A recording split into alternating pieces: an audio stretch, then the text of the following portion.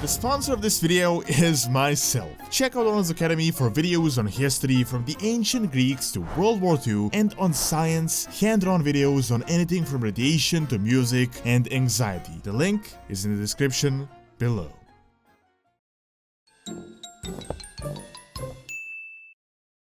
Hello guys, this is Doronsmovies, and today I will be talking about the Defias Brotherhood and what is going on with them right now, briefly covering their history, most recent actions, and the current whereabouts. So without further ado, let's get into the lore.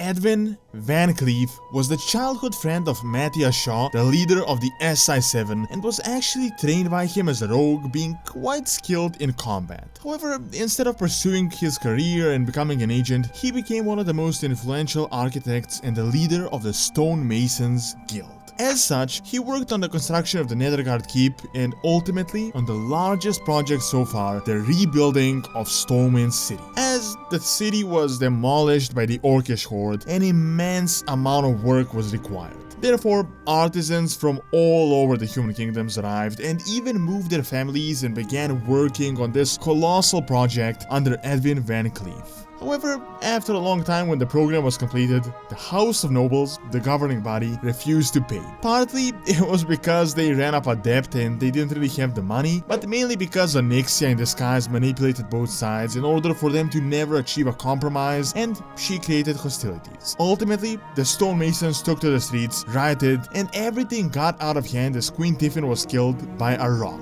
This created a personal vendetta for her husband Varian, who banished them from the city. In order to avoid persecution, the Stonemasons hid in the rural areas to avoid punishment and to collect their payment through looting. In the end, they became the bandits known as the Defias Brotherhood. Their base of operations became the Deadmines, which is a vast mine system that used to be a significant source of wealth for Stormwind in the past, but was abandoned during the First War. Initially, the Defias Brotherhood consisted mainly of artisans that didn't have much of a background in fighting. It was mainly their leader that was a skilled rogue and a fighter. Still, they didn't really need to, as their main act was ambush. Their Brotherhood constantly looted Westfall, attacked farmers, attacked caravans, despite the protection from Stormwind, and at one point they became a serious problem. As many skilled craftsmen were a part of the Defias Brotherhood, they were quite advanced technologically, building bombs, various forms of equipment that they would later use. At this point, these were no longer just the Stonemasons protesting, but essentially a terrorist bandit organization that sought to expand their influence. They hired goblins, using their technology and building harvest golems, and even had inside people within the Stormwind government going as far as actually kidnapping the king. The height of the Defias Brotherhood's power was when they began working on their master project, the Juggernaut, a massive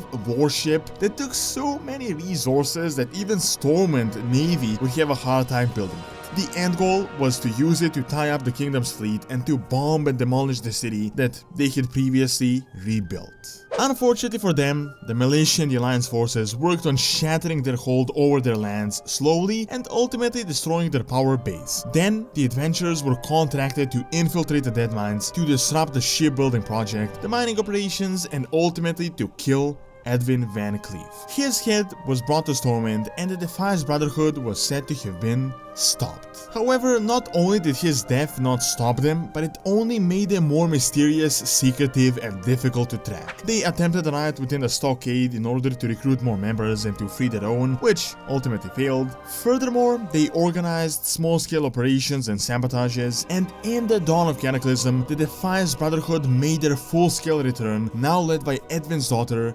Vanessa. As the people of Westfall are blaming their king for poverty as there is a major crisis going on, she further incites them while at the same time recruiting new allies and rebuilding their arsenal. The Juggernaut construction began once again and the organization is planning to make their big move. This time, Stormwind decides to send another mission, the one that would completely wipe them out.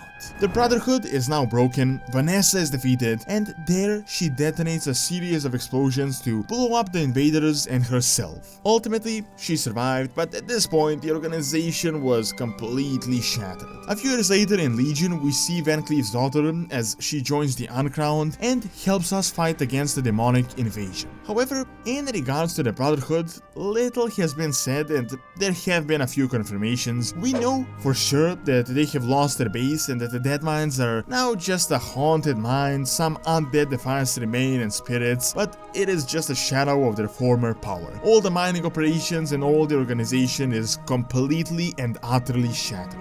Aside from that, we haven't really seen them since. We know for sure that most of their leaders have been wiped out, and seeing as even their leaders joined a different organization, it isn't too outrageous to say that they no longer exist. Nonetheless, some of them are presumably still out there, and as their organization was all about working in the shadows and having their people all around, there is no doubt that their supporters and some former members still exist, waiting to arise once again. But in my opinion, they are far from a powerful army. Personally, I see them making some symbolic appearances in the future, but I never really see them rebuilding and reaching the peak of their power. Not only because they were destroyed, but because the world has really changed since then. We are now facing different threats. There is the Shadowlands and all the new stuff. Varian is gone and Anduin is the king, so their payment is now an old story, completely overshadowed by their atrocities and crimes.